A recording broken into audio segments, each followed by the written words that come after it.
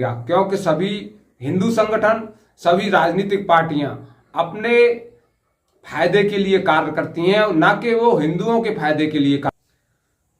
Hello दोस्तों, नमस्कार। सच 24 live में आपका स्वागत है और मैं हूं जितेंद्र कुमार। दोस्तों, जिस तरह से पिछले कुछ समय से घटनाएं हो रही हैं, जिस तरह से तिरुपति मंदिर को लेकर खुलासा हुआ है, वह हिंदुओं के लिए चौंका देने वाला है। और जो अपने आप को कट्टर हिंदू कहते हैं, जो हिंदूवादी सोच का बताते हैं, उनके लिए शर्मसार कर देने वाला मामला है। जिस तरह से तिरुपति महाराज के मंदिर में प्रसाद वितरण में जो लड्डू उपयोग में लाया जाता था, उस लड्डू में जो वस्तुएं मिली हैं, जिसमें गौ मांस से बनी हुई चर्बी और सूअर के मांस से बनी हुई चर्बी, फिश ऑयल का यूज किया जाता था। जैसा खुलासा हुआ है 18 तारीख को, तेलुगु देशम पार्टी के जो चंद्रबाबू नायडू इस समय वहां पर मुख्यमंत्री हैं, उन्होंने ऐसा खुलासा किया है कि तिरुपति मंदिर में जो प्रसाद वितरित किया जा रहा था, उसमें गौ मांस की चर्बी और सूअर के मांस की चर्बी और फिश ऑयल की चर्बी का उपयोग किया जा रहा था।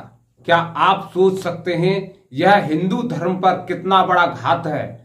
आप समझ सकते हैं किस क्रोनोलॉजी के तहत यह हिंदू धर्म को नष्ट करने की साजिश चल रही थी।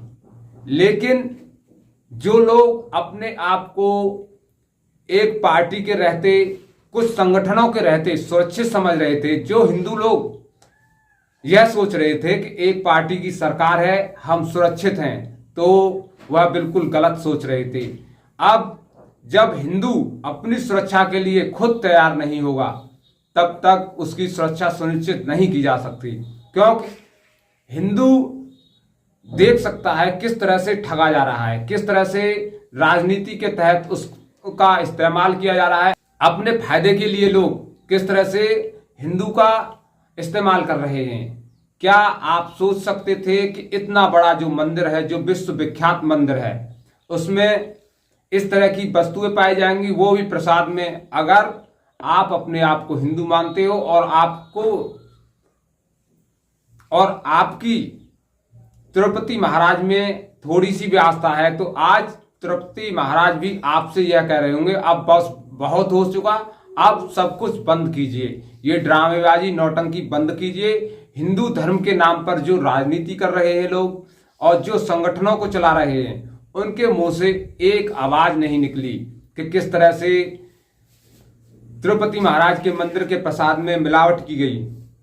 और आप देख सकते हैं किस तरह से अब उस पर राजनीति की जा रही है, किस तरह से सीबीआई जांच की बात कही जा रही है। क्या सीबीआई जांच से उन लोगों को दंड मिल पाएगा जो लोग इस कार्य में शामिल थे, जिन लोगों ने मोटा पैसा कमाया और हिंदू धर्म को बदनाम करने की कोशिश की?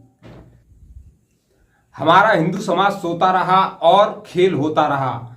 लेकिन इससे भी बड़ी चिंता की बात यह है कि हिंदू समाज के लोग सोते रहे।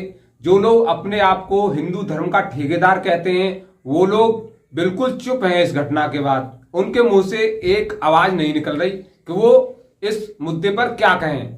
अगर इसमें कोई हिंदू मुसलमान का एंगल होता तो पूरे राष्ट्र में अब तक ना जाने कितने प्रदर्शन हो गए होते, ना जाने कितनी ऐसी घटनाएं हो गई होती जिसमें कितने लोगों की जान चली गई होती। लेकिन अब इस संबंध में हिंदू मुस्लिम एंगल खोजने की कोशिश की जा रही है। लेकिन जिस तरह से कोशिश की जा रही है, जिस तरह से आईटी सेल काम कर रहे हैं, एक भ्रामक पोस्ट सोशल मीडिया पर वायरल हुई जिसमें बताया गया कि किस तरह से जो घी कंपनियां थीं, उनमें जो कर्मचारी थे, अधिकारी थे, वह सब मुस्लिम लोग थे, जिस वजह से यह मिलावट की गई। लेकिन वह जब चेक की गई, उसका फैक्ट चेक किया गया, तो उसमें सामने आया कि यह तो पाकिस्तान की एक कंपनी है, उसकी जो वेबसाइट से यह डिटेल निकाली गई है और सोशल मीडिया पर अपलोड कर दी गई है कि वह पूरी तरह से झूठी खबर थी। लेकिन आप समझ सकते हैं किस तरह से आईटी सेल काम कर रहे हैं, किस तरह से लोग काम कर रहे हैं लोगों को भ्रमित करने की कोशिश कर रहे हैं।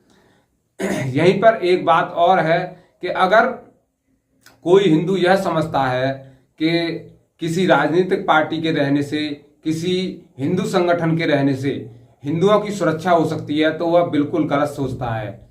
क्योंकि जब तक हिंदू खुद अपने मुद्दों पर सजग नहीं होगा, तब तक ना तो कोई राजनीतिक पार्टी, ना ही कोई हिंदू संगठन आपके मुद्दों पर बात